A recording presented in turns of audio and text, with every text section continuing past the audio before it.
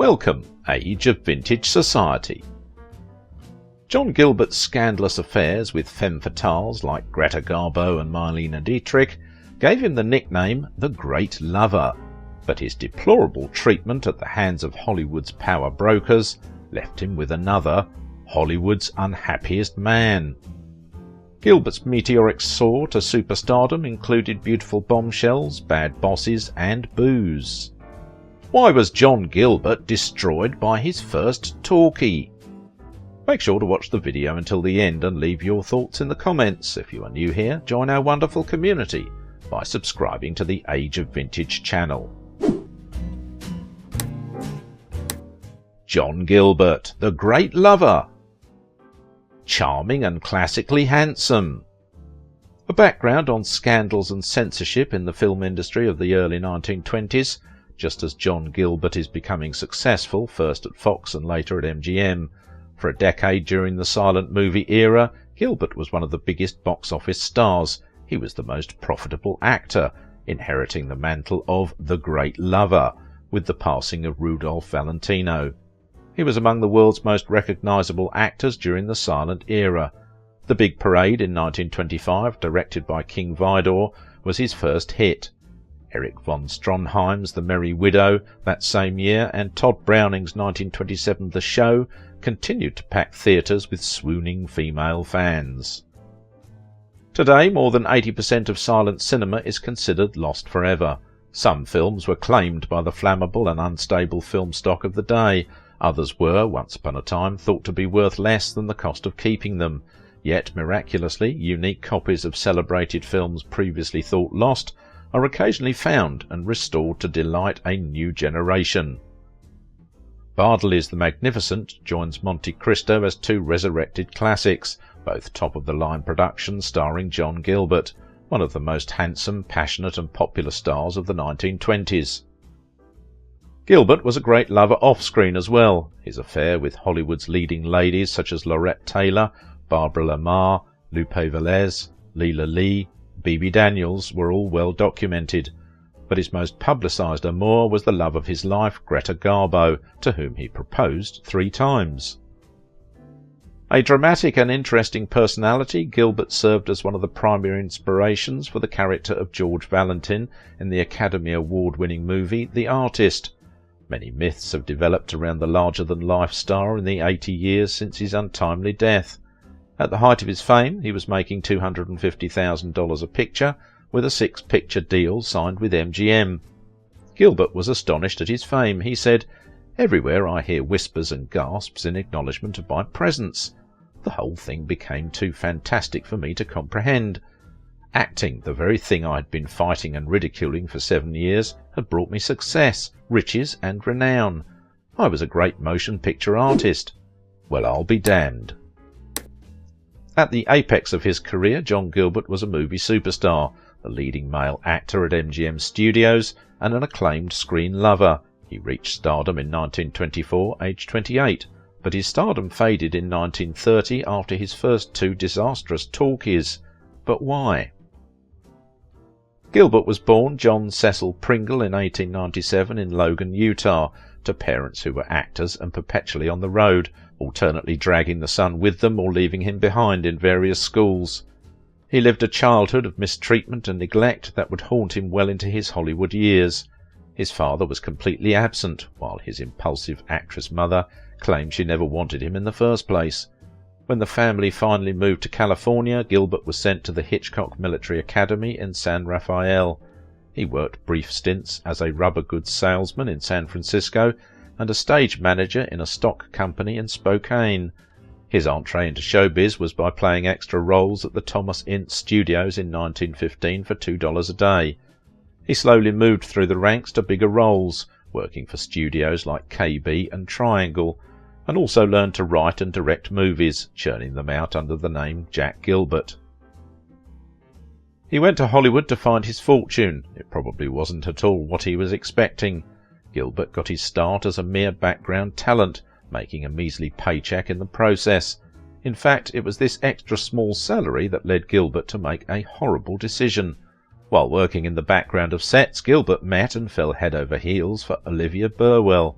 Ecstatic that someone was actually showing him affection, Gilbert married Burwell immediately, and then hurt her just as fast.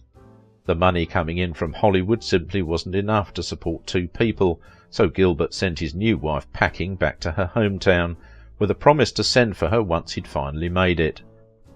With Burwell shunted off to the side, Gilbert started focusing on his acting career.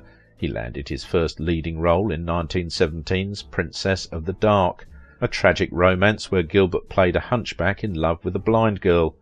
Although the film wasn't a huge success, studio heads started to stand up and take notice of Gilbert. In 1921, Gilbert signed a 3-year contract with the Fox Film Corporation where, now renamed John Gilbert, when studios took the burgeoning thespian under their wing, they had one stipulation. Gilbert had been using the sprightly name Jack, and Fox insisted he change it back to the moody, more serious John, to take advantage of his dark drama. Incredibly, it worked, and Gilbert soon landed a series of leads in Hollywood romances. He made almost 20 films, some of them lost, with stars like Lon Chaney Jr. and René Adoré. With 1922's Monte Cristo, his reputation as a romantic leading man soared.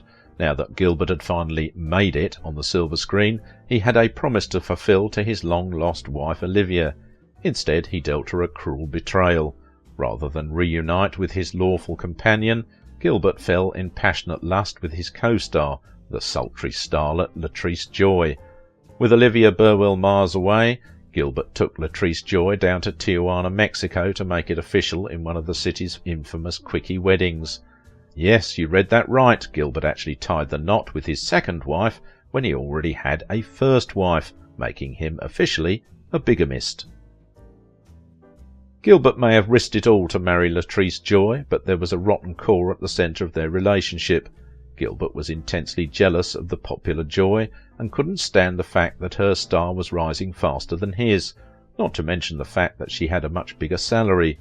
Yet even if Gilbert could have gotten over the green-eyed monster, he had bigger issues. In 1924 he moved to MGM, and his big hits were He Who Gets Slapped with Norma Shearer, The Merry Widow made the following year with Mae Murray, and La Boheme with Lillian Gish in 1926, Gish personally selecting him to star opposite her. 1925's The Big Parade, for which he received $10,000 a week, cemented his stardom, and drew MGM ahead of Paramount for the first time. It was the most profitable silent film of all time, and the second highest grossing at the box office. Gilbert knew he was devastatingly good-looking, and he wasn't afraid to use his looks on women who weren't his wife. He gallivanted around town with all dark-haired bad girls in the femme fatale mode. Gilbert always liked to down a drink or 9, and his reckless behaviour had disturbing consequences. He was an angry lush, and one night after romping around town he got so mad that he slapped Joy clear across the face, causing them to separate temporarily. That August, still heavily pregnant, Joy filed for divorce from the actor. When Joy officially split from Gilbert, she cited his alcoholism and infidelity as her grounds for divorce. However, the whole story was even darker. That September, Joy gave birth to a baby girl, Latrice Gilbert, while still apart from her ex-husband. Still, John Gilbert never rose to the occasion. He never saw his daughter, and like his own father, the actor was all but an absent dad as Latrice grew up. At this time, 20-year-old Swede Greta Garbo arrived in Hollywood. She and Gilbert were cast in 1926's Flesh and the Devil, and so began a strange love affair. Their on-screen chemistry was palpable, the director Clarence Brown saying, "After I finished a scene with them I felt like an intruder. I'd have to walk away to let them finish what they were doing," referring to their love scenes. Gilbert fell hard for the starlet. She was lonely in Hollywood, and the studio played up their romance to the hilt, with publicity photos and planted press articles. Their stardom shot through the roof. Gilbert wanted to marry her, but she kept wavering. A double ceremony was proposed with the Eleanor Boardman King Vidor nuptials at the Malibu house of Marion Davis, William Randolph Hearst's mistress. Garbo was a no-show. When Garbo didn't show up on time for the wedding, John was naturally upset. Nervous, he began drinking. Louis B. Mayer told him, "What's the matter with you, Gilbert?" What do you have to marry her for? Why don't you just forget about it? A fight began with Gilbert punching Mayor in the face and banging his head into the wall. Mayor's glasses flew into the air. Eddie Mannix, ex-bouncer and Mayor lackey, pulled the two apart. Mayor screamed, "You're finished, Gilbert. I'll destroy you if it costs me $1 million." The incident appeared to be the start of Mayor's hatred for Gilbert, leading to his role in destroying Gilbert's career. Garbo, who most historians now acknowledge was more interested in women than men, still moved in with Gilbert after the wedding debacle, and Gilbert played mentor and coach, advising her to go on strike till the studio raised her $750 a week salary. She was his hostess at the weekly tennis parties at his Bel Air home, where the elite of Hollywood, such as Jean Harlow, Irving Thalberg, Norma Shearer, King Vidor, and Eleanor Boardman were regulars. In 1927, Gilbert and Garbo made love, a redo of Anna Karenina, which was advertised as Garbo and Gilbert in Love. The following year they made A Woman of Affairs. The lovesick Gilbert tried proposing again in 1929. When Garbo refused again and moved out, he rushed off and married Broadway actress Ina Claire in Las Vegas, only 6 weeks after they met. She would be his third wife, and they divorced in 1931. In 1932, for the fourth time, he married his co-star Virginia Bruce. An amusing clipping in the Syracuse Herald of August 11th tells of how Gilbert interrupted Bruce's filming on the MGM lot and announced they were to be married at 6 o'clock that evening. "Oh, John," Miss Bruce began. "6 o'clock," Gilbert cut in. "But there's so much to be done. 6 o'clock, my bungalow, be there." In this manner did Gilbert, the screen's great lover, set the stage for his wedding last night to Miss Bruce. And Miss Bruce was there in 15 minutes, all washed and dressed in bridal apparel, establishing some sort of a record for speed, if what the press agent said was true. They had a daughter, Susan Ann, then unsurprisingly divorced in 1934. By this time Gilbert's career had fallen precipitously. Bound by his contract to MGM, Mayer cast him in unsuitable roles with mediocre directors, determined to force him out of his contract, but Gilbert wouldn't cave. With the advent of sound films, it was rumoured that Mayer sabotaged Gilbert, removing the bass from his recorded voice in his first Talkie, 1929's His Glorious Night, directed by Lionel Barrymore, causing his voice to be artificially high-pitched, squeaking "I love you" again and again to his co-star, Catherine Dale Owen, and leaving audiences laughing. After a handful of other movies that didn't do much business, he appeared with Garbo one last time at her insistence in Queen Christina, but that did not resurrect his career. Gilbert's drinking went out of control. His old lover Marlene Dietrich stepped in to help, reportedly hiding his liquor bottles and trying to find him work. He hung on for a few years, but his career was over. His last film was The Captain Hates the Sea for Columbia in 1934. In 1935 he suffered a heart attack. A second heart attack took his life in 1936. His ashes rest at Forest Lawn Memorial Park in Glendale, California. Gilbert is representative of the best of silent film acting. His technique is subtle but strong, and his meaning is easily interpreted. In a silent film, strong emotions are expressed to the viewer by simple means. The best silent films are romantic and highly expressive. Without voice to transmit meaning, the viewer is supplied words, more for the facial and body movements of the actors than from the subtitles. Gilbert was an expert at this style, and modern audiences still respond strongly to him. Sound films changed acting styles. Meaning is carried in the words and the way the words are spoken. Facial and body expressions support rather than transmit meaning. Although Gilbert's voice was not the falsetto of legend, he was nonetheless unable to deliver dialogue effectively. As a result, Gilbert was unable to project the charisma, virility, and strength of characterization that made him a star of the silence into his speaking parts. The types of roles in which he had specialized were out of date in 1930. Stories about love and love affairs had not ended, but the highly romanticized variety of story was finished. Even if Gilbert had been competent with his spoken lines, and perhaps supplied with better lines to speak, His Glorious Night might still have flopped for being outdated. Although still young, Gilbert seemed to age rapidly. New actors, more modern and attractive in style and appearance, replaced him as favoured leading men.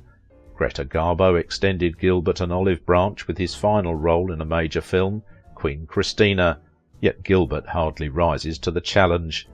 He is adequate, but rather diminished in the part. If you liked this video, don't forget to give it a thumbs up, subscribe if you are new here, and if you want to support my work, please visit my Patreon page. Now it is your turn. What do you think about the life and legacy of John Gilbert?